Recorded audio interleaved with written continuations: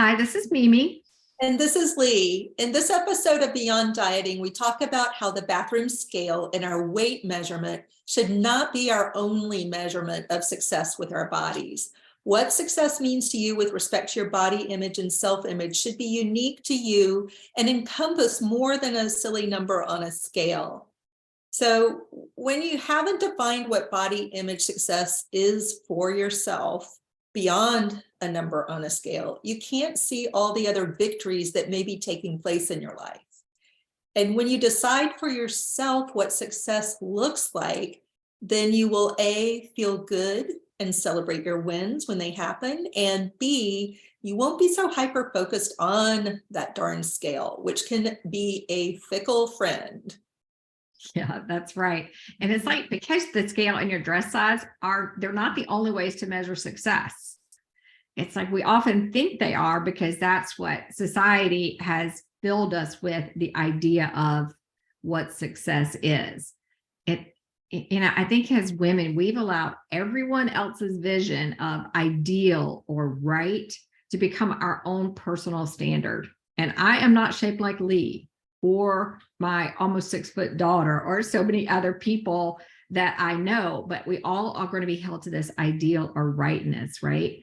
And so when that committee that's in our head, we often refer to it and hear people refer to it as this like shitty committee, it really can get stuck like in comparing yourself to other people and just feeling not good enough.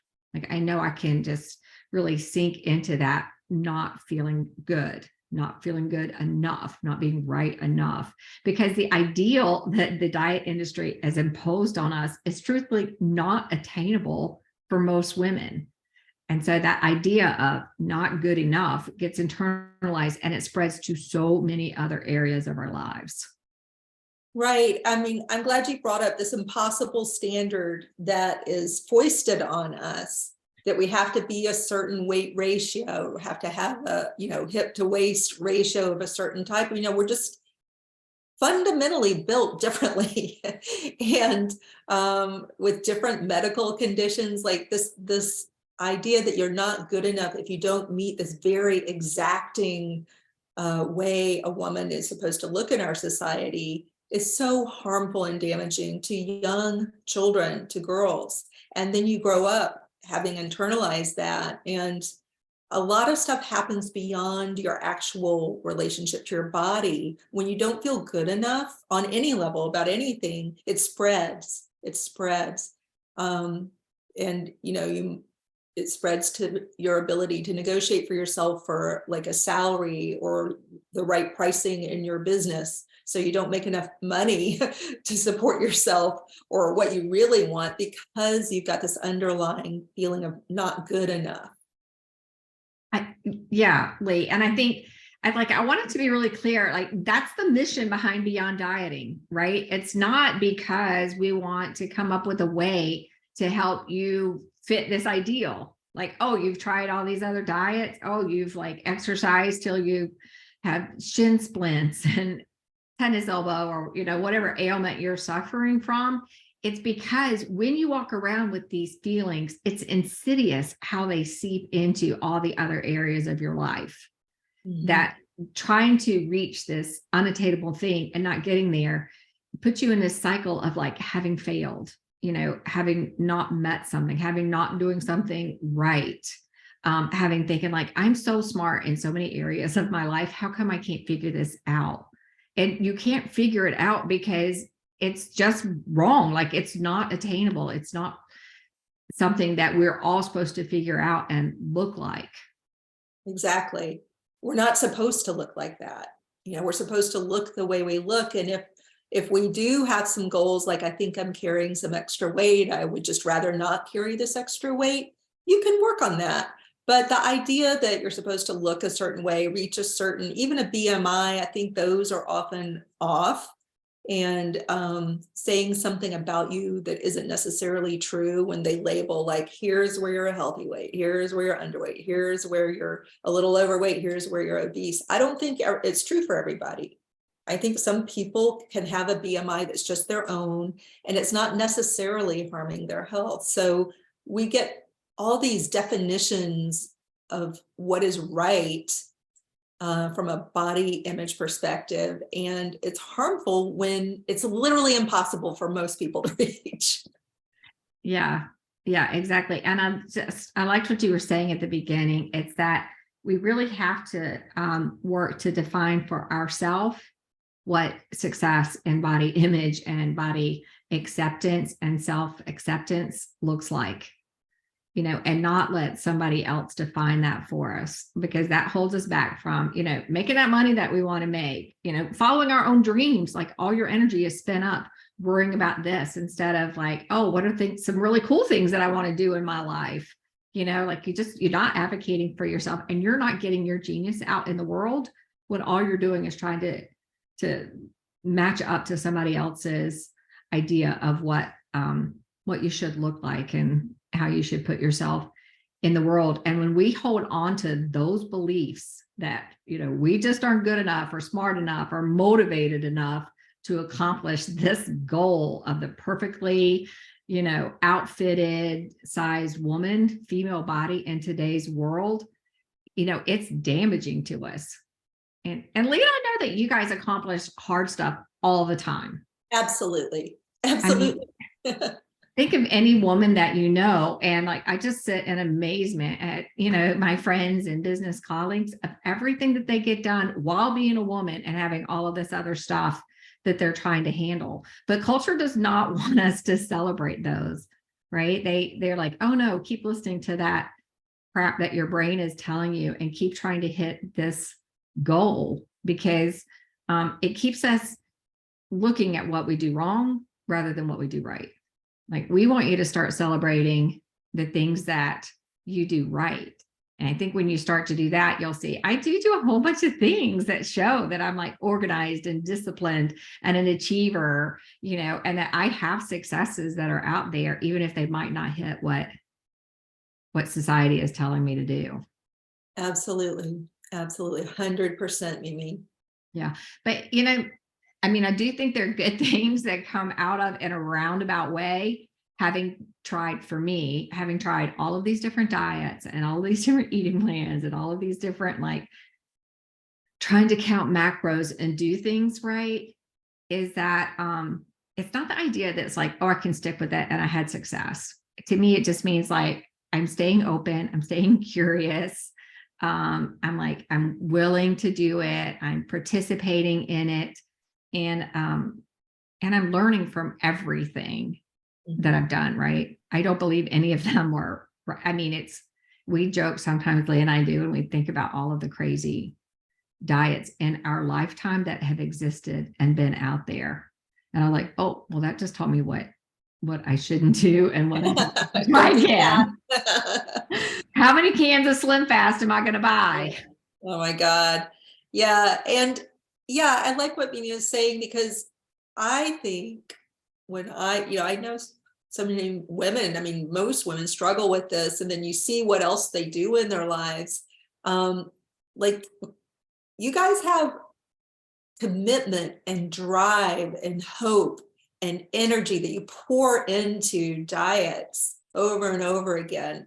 But even if the diet isn't working for you, and I'm going to say it's not you, if the problem is the diet, is not you and something you're doing wrong, you're actually showing a lot of positive traits and qualities and stellar things about your character when you try diet after diet after diet. It shows that you're a learner. You're going to do what it takes because you're convinced that this next diet is the thing. So you pour all your genius into that. And the thing that's failing is not you. The thing that's failing is the diet and a yo-yo diet cycle. That's what's failing you. You're not failing. We really want to be abundantly clear on that. So we know you already have a lot of hidden non-scale successes that possibly you aren't celebrating and giving yourself credit for, like Mimi was saying.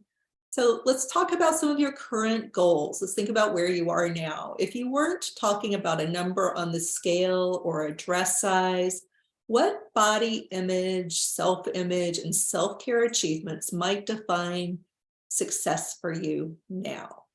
Mimi, I'm trying to think of what would that would be for me, but does something come to mind for you? Yeah, and I can tell you what it isn't.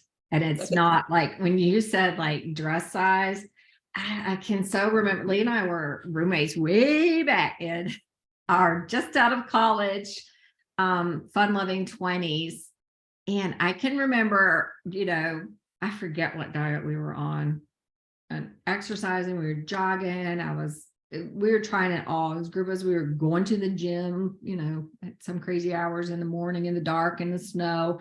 And I was like, I just know that if I keep this up, I can get down to a size 4. Oh, I Mimi. was like, I just have this goal. It's like, that's going to be me. And I was like, I don't know why when I was an athlete, like all of this, like in my youth, even though now I think about that young woman, but I can just so clearly remember having that thought. I'm going to get down to a size 4. And I got down to a size 4 dress. And let me tell you, I wore that thing out. I loved that dress. It was like white with a little black pattern on it. And it had a big belted area that came in at the waist at my waist. It just highlighted my curves perfectly. I can remember it. I remember it too. I had another linen one too. Yeah. I can see them so clearly in my mind. And it was all about the dress size. So I was like, phew, like I've made it. I was miserable. I was eating terribly, all the rest of my body was falling apart. But by God, I was down into those 2 dresses and feeling good. So yeah, it's always kind of a mixed bag, which is the point we're trying to make. Diets in and of themselves, studies show, don't work long term. However, you do learn some things.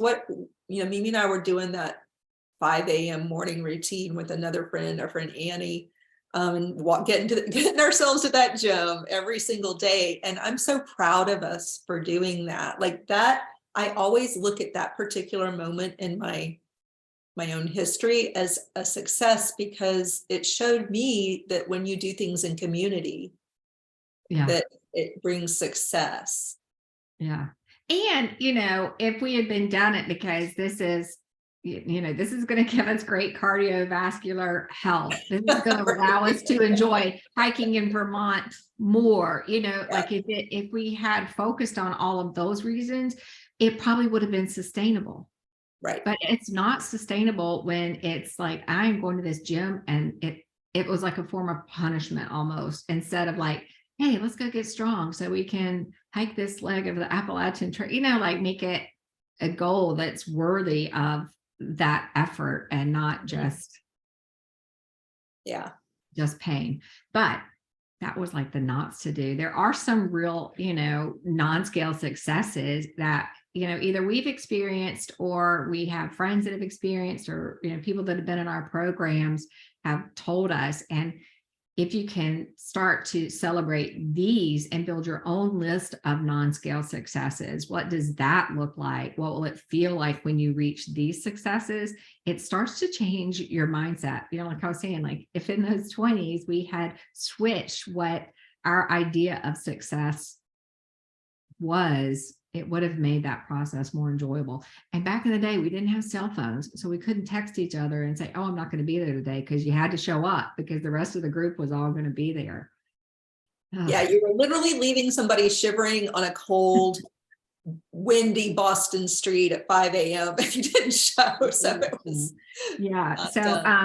some of these non-scale successes, let me jump into those. One is like just creating $1 million outfit out of your closet that makes you feel happy when you look in the mirror. I love this exercise. We've done it in several different programs and workshops before, just finding something that you already own that exists. Maybe you have to put some things together in different ways that you haven't before, but just like, oh, that's a success that leads you to want to keep moving forward.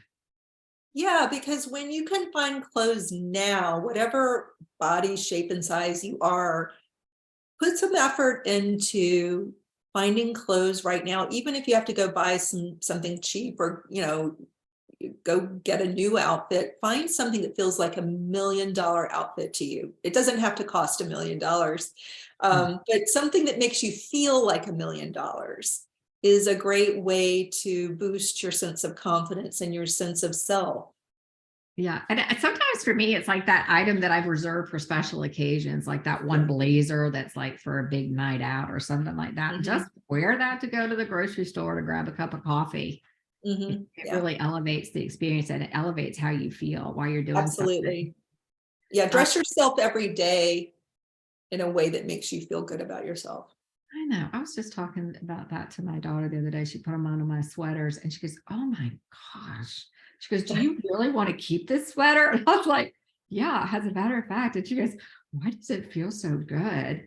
And I was like, "Cause I like splurged and bought myself an indulgent sweater." And it does, like, having something on just makes you feel like $1,000,000. That's right.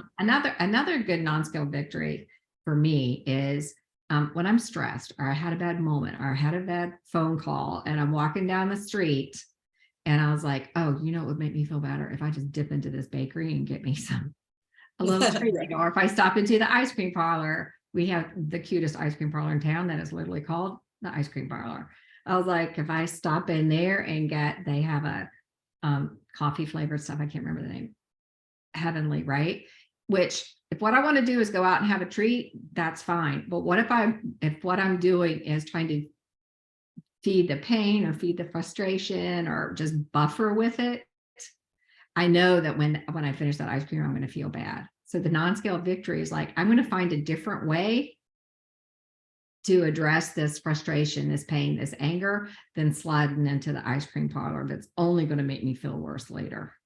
That's a huge victory, Mimi. And yeah, so it's not about restricting your food, because if you say to yourself with intention, I'm just going to go get some ice cream today, it's totally fine. Yeah. Totally fine. Oh, my favorite activity is to walk to the ice cream parlor with my Yeah. grandchildren in town. I'm like, let's go. Yeah, but just not if you have a moment where you resist the urge to buffer your feelings, then that's a victory. Absolutely. One for me has because I'm 5'2" and shrinking as I age. And it's already hard, like my limbs and the way my body is, just because I'm 5'2", means it's already a little harder for me to cross my legs because there's just not the same length that's in maybe another woman's legs. And then you add a little weight to the body and it's much more uncomfortable to cross my legs. And so if I get to a point, whether it's through working out or just taking care of myself, where I can cross my legs comfortably, maybe the scale hasn't moved at all, but maybe, just like I said, from doing enough yoga or whatever, Yeah, that I can cross mobility. my legs comfortably. Yeah, mobility in your hips is a big thing, right? Yeah, exactly. You make me want to cross my legs right now. Yeah, because it's just a comfortable way for me to sit. So when it's even more comfortable, that's a victory for me. Being able to walk 2 miles or more as opposed to walking 1 mile and feeling like I could go further, like not getting winded and just feeling like, oh, that was a breeze. That's a victory. Yeah, I think so. I think watching your endurance grow as you walk is so important. Absolutely.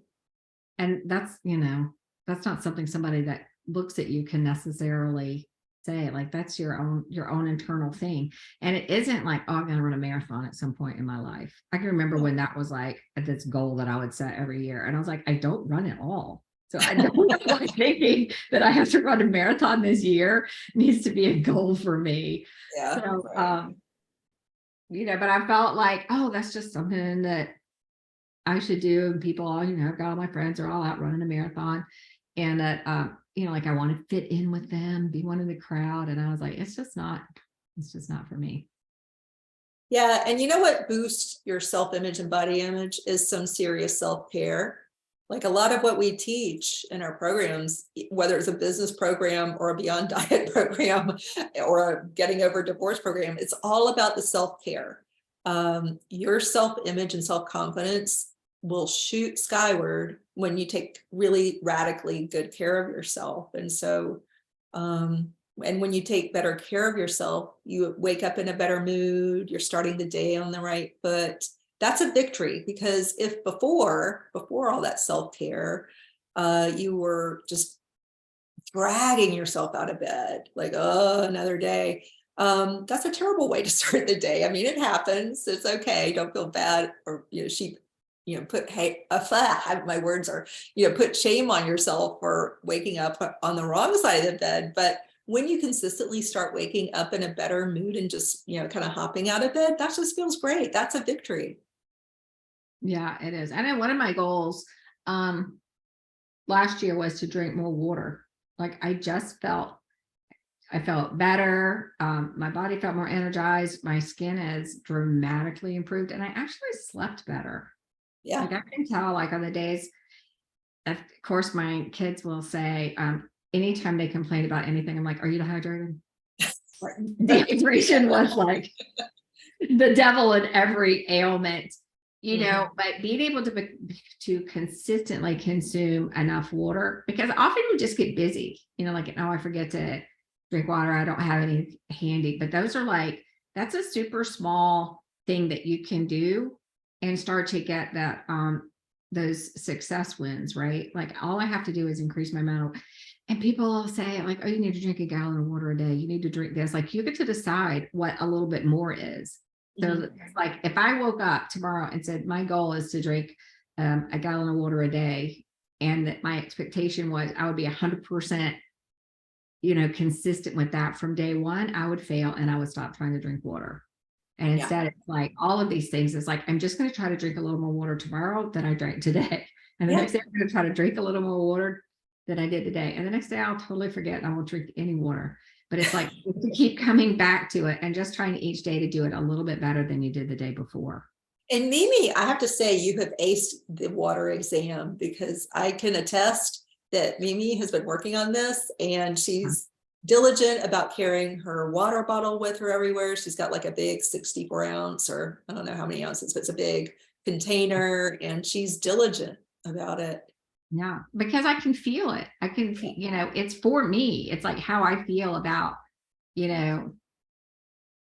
how I feel about myself, one, to do it. That's a win. So it makes me feel like I can do stuff. I can drink water, for heaven's sake. I drink water. But it does just make me feel better physically. Yeah, for me, a big one is getting myself to bed an hour earlier. There are studies that show that if you are focused on body shape and size, one thing that's going to help you is a more consistent sleep routine and getting enough sleep. And so for me, my big bugaboo is trying to get myself to bed earlier, so that I can get enough sleep, and then I can get up a little earlier in the morning to have a better morning routine. So that's been a bugaboo I've been working on for years. And lately I'm killing it. I'm doing a really good job at it, but it took some time. And if I had started to judge myself, and it was tempting to try to judge myself, but if I had just said, oh, this is hopeless, I'm just going to be a night owl. I'm a night owl and I'm sticking to it. I'm firm in it. And then defending why it's good to be a night owl. Yeah. But I just kept at it. I just kept chipping away. And when I kind of, fell off the wagon with it, I would just get myself back on without too much judgment. Yeah. And I just want to circle around to the reason we're having this conversation, and why we're talking about all these kind of seemingly random things, is we want you to find out for you what your non-scale successes are. What are some things that you want to accomplish? And if what you want to accomplish is, massive weight gain, weight loss, or running a marathon, whatever it is, try to make sure you understand why you're doing them, and try not to connect them to the scale, or so that you can, be the size 4, so that, you look and present yourself in the way that you think society wants you to look. That, we want you to find your non-scale victories and to find those for yourself, because when you set what your goal is and what your idea of success is, it becomes more fun to try to do it, and you give yourself more grace when you stumble, and it gives you a lot more chances to celebrate. If all you want to celebrate is one number on the scale, or one pants or dress size, and you don't hit it tomorrow, and you don't hit it the next day, and you don't hit it the next day, all that you're coming up against is failure, failure, failure, failure. Absolutely. It's setting you up to fail. And that's at least a fraction of why diets don't work. There's a lot of psychology that's just human psychology. It's the way we're designed and the way we react emotionally to things. If we're training ourselves to react emotionally to a number on a scale, and that's our only measure, it sets us up for failure, and it does like weird shit to our heads, like we just get messed up in our minds over it. And so having more things you can look forward to and celebrate is a great strategy. And as Mimi said, like it's more fun. It's just more fun. Yeah. Yeah. Let's I make like it I like fun. clocking up wins instead of Yeah. clocking in failures. So we're going to have a list that you can download on our site. We'll have a link below that gives you some ideas of non-scale victories, because most people aren't accustomed to thinking this way. You might be like, I just can't think of anything. I just want the scale number to change. So maybe we've given you some ideas already, but we'll have a download that gives you some, and you may come up with some other things, like we said, that are just your own. And those are going to be the most powerful, but we're going to have a sheet with more non-scale victory suggestions. Yeah. But before we go, we want to make sure, we've got a playlist on Spotify. And by we, I mean, it's the Her Genius playlist. And so as part of this podcast, each week, we're going to highlight a song from that playlist that captures the spirit of the episode. So as we were kind of scrolling through all the songs on there, the one that we were thinking about and that really kind of connected for us was Breakaway by Kelly Clarkson. I'm sure you know this song. And if you can't think of it from the title, if you're like me, I have to be about 30 seconds into a song before I can recognize it. But there's one line in particular that I really love. And it's when she says, make a wish, take a chance, make a change, and break away. And I just love that idea of breaking away, like from others' expectations, from trying to hit an ideal standard that's too hard. Whatever it is that you need to break away from, go ahead, take a chance, make a change, and let's all start breaking away this week. Yeah, break away from diet culture and get healthy in your head again. Yeah, so check out the show notes below. We'll have a link to the non-scale victory guide that Lee was talking about to help you come up with some ideas, get your brain spinning that way. We'll have a link to the Her Genius playlist and all the other ways that you can connect with us. And really, let's all join together on this mission of smashing diet culture and really paving a way for women to chase their dreams, get some more cash in the bank, all of these beautiful things that we want for you that don't align with the success and standards that diet culture wants for us. Amen. See you in the next podcast.